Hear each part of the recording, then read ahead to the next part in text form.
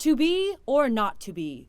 That was the question when K-State's English department applied to host Shakespeare's First Folio. 200 publishers were recently interviewed and concluded that this was one of the 5 most important books in the history of the world. 5 most important books published in the history of the world. So, got one here to look at. The size of the book was a measure of its status as an important book.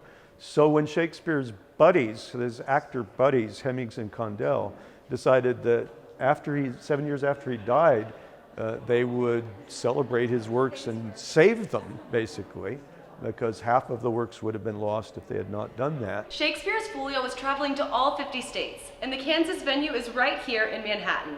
We put together an application, 115-page application, sent it off, and then about a year ago they announced that we were the Kansas awardee of the exhibit.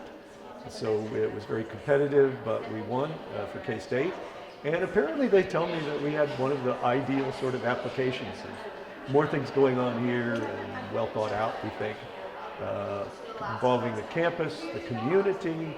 The whole community is involved in this. The First Folio is part of the exhibit that is currently at the Beach Museum of Art, but it did not travel alone. Once the committee found out Manhattan would host the exhibit, other groups like McCain Auditorium got involved and brought actors to the Little Apple, all the way from the London stage. So we're doing a production of A Midsummer Night's Dream. We're a company of 5 actors from the London stage. It's a company, an English company, that has been going for 40 years, so it's their 40th anniversary, so it all works out very well with the First Folio. These 5 actors are currently on a tour of the United States, stopping at universities to do shows and host workshops for students. It works backwards into your own soul. And that kind of stuff is, I guess, what we as actors can bring to students that maybe a more traditional academic setting can't. So it's that access between the emotional and the beautiful language and the beautiful images that he creates. Both the actors and professors involved hope to get students engaged. So why are people, interested in this stuff? Well, going to the shows, watching the characters, listening to the lines, reading them sometimes on your own, creates a whole world of understanding about human existence.